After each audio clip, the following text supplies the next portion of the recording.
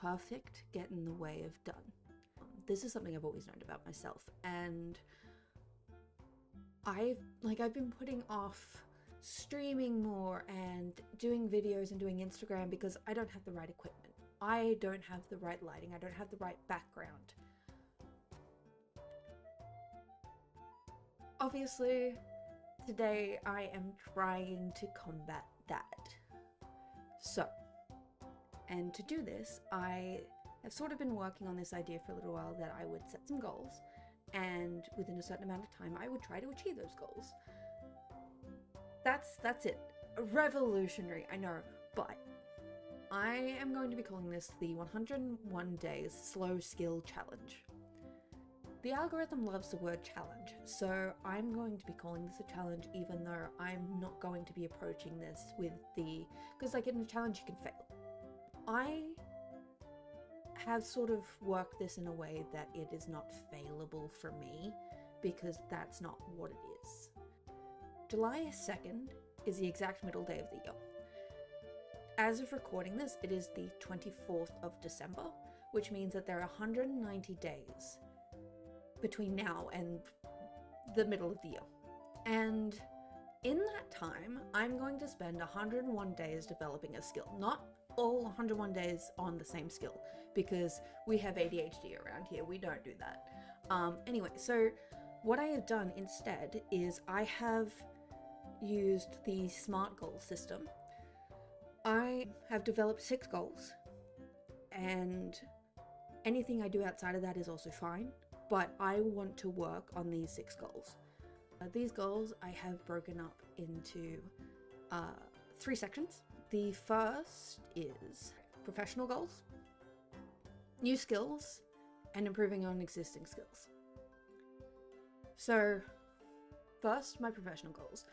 I want to stream more, and I've wanted to stream more for a really long time, but again, I didn't have the right camera, I didn't have the right equipment, I didn't have the right lighting, which is really bothering me, but that's okay. So I am including that in my challenge. My goal is to stream for at least once a week for the next 3 months, and then sort of review my progress and what I can do better. Obviously that's an ongoing sort of thing, but like at the end of 3 months, I will sort of have an idea of if this is viable for me and my constitution. Like if I'm coping with that well, and if it's a worthwhile use of my time, which I'm hoping it will be, then I'm going to increase to 2 to 3 times a week depending on that review.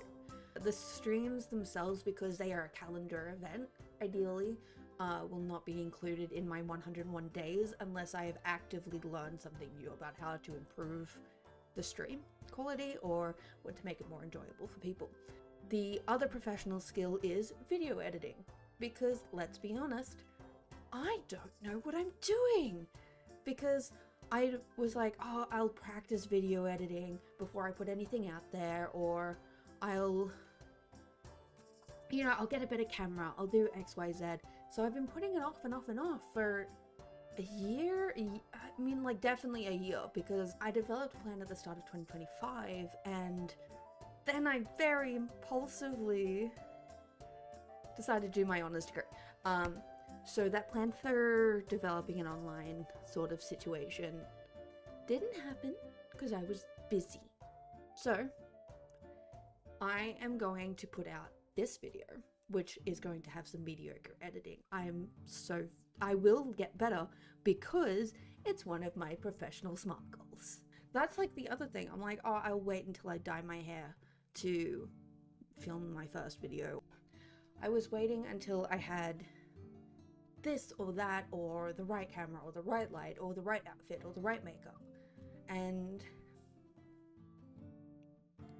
to combat that, I am here, making this no makeup with the comfiest outfit that I own. And a really half-assed sort of idea of what I want this video to be. My second section is new skills. The first of which is furniture restoration. My pup, my maternal grandfather, is a absolutely spectacular cabinet maker. So I have been sort of picking his brain every now and then to sort of work out what I need for my first furniture restoration project. I have this really beautiful cabinet from, I think, the 20s to 50s range. I haven't done a lot of research into it. I need to do more time, like put some more time into that. But I think it's more from like the 30s and 40s, but I don't really know. I will put a picture of it here, and I'm not doxing myself. I don't live there anymore, so she's got some problems. I'll get more into it in a video about her specifically. So my second new skill is I want to learn Old Norse. I've just completed my honors thesis and I was focusing on an Icelandic saga called like Stela Saga, and it's beautiful and it's an amazing work of literature, and the Icelandic family sagas are such a wonderful corpus, but it's really hard to do the kind of work that I want to do. I'm relying on translations, and when you're trying to do a literary history, sometimes you need to talk about specific word choices, which you can't do if you don't speak the source language. So I want to learn Old Norse so that I can then better understand the source material that I'm kind of accidentally decided to dedicate my life to. But improving existing hobbies. I have made a lot of clothing, and a lot of it is medieval, because I go to the Abbey Medieval Festival in Moreton Bay every year, and it's my favorite event, and I really love medieval clothing. But my point is that I have made a lot of clothing, and usually I start out intending to use a pattern, and then I get annoyed with the pattern and I make my own. The thing is that I am entirely self-taught. I don't really know how to make a pattern properly. I do it. I reinvent the wheel every time. And that's a problem, because it takes so much longer than when you just know what you're doing, because you don't have to troubleshoot every single time. So my goal for this first improvement on existing hobbies is that I want to find some kind of like a course or a Skillshare type thing or a YouTube series on pattern development. I want to understand like what works and what I'm actually doing when I develop these patterns, so that I can sort of skip all the reinventing the wheel part and just make the patterns and understand why that works. That's the first one. And the second one, I have always loved physical painting. I wasn't very good at it. I did a lot of digital art, and then a lot of those skills are transferable to traditional art, obviously not in the same way, but it gave me a stress-free environment to learn a lot of skills. And then last year I painted Gonzo with a pearl earring, which is, I'm so proud of it. But again, that sort of, I'm self-taught and I don't know what I'm doing. I'm just slapping paint on there and hoping it works. And like the pearl, which turned out really, really good, but I redid it like 4 or 5 times because I couldn't get it right, because I was using the wrong colors. It wasn't until I introduced pink that it started to work, but I didn't think of that for a really long time. So what I want to do is I want to really work out the base understanding of what I am doing, so that I can then know what I'm doing, so that it doesn't take me 6 times to paint a pearl. Anyway, that's the overall goal. I will probably do another video walking through the specific development of these SMART goals, so that this can just sort of be a broad overview. So I'm going to create a spreadsheet, because everyone here is new. So other than the people I know in real life, you don't know that I love a spreadsheet. And I'm going to use that spreadsheet to track the days that I am spending time actively developing and not just repeating the same mistakes over and over again. I want to improve how I learn. And that's really the point of this challenge, is to keep myself accountable for the things that I am trying to do. And I'm really excited. I just realized that I didn't actually talk about why I'm doing it the way that I'm doing it. So 101 days in 190 days. So you may be wondering, why not just do a 101 day challenge in 101 days? That's a great question. It really is a great question. And there might be people who could do that, but I'm not one of them. I have a host of personal issues, physical issues. I'm disabled, I have ADHD. If I was to set myself up to spend 101 consecutive days actively improving myself, then I would burn out after 10.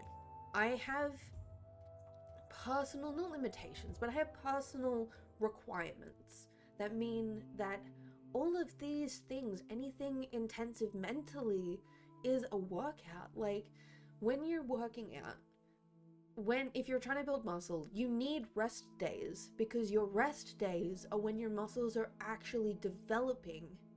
And for me, when I am developing a skill, it's very much the same.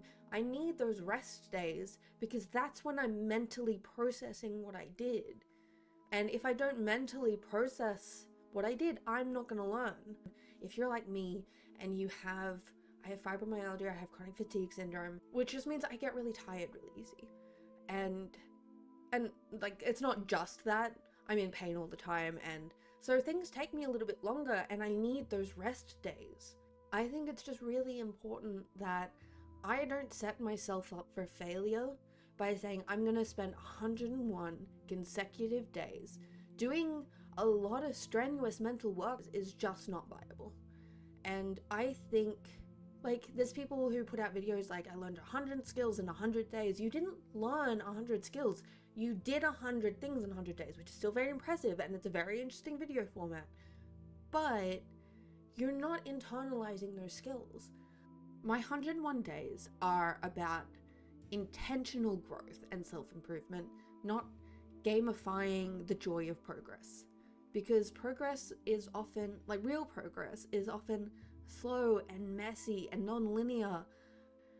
I have chosen my time frame to allow myself rest days, because everyone works differently, and this, I think, is a really good way to take how I work and how I can grow and improve and make something interesting.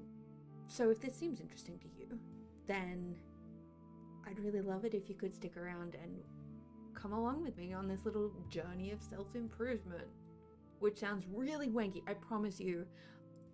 I know I, like, proselytize a little bit in this video, and it's like, oh, it's all from the heart, but, like, this is genuinely something that matters to me, and I'm really excited to start this next chapter in my life between now and maybe my next step of education, or whatever comes out of this. Like, who knows? I don't know what life is going to look like in 6 months, but I'm really excited to find out. So, come along for the ride, I guess. I don't have an outro. I don't know. Like, everyone has, like, a brand situation, and I don't know what mine is, so we will just see what happens.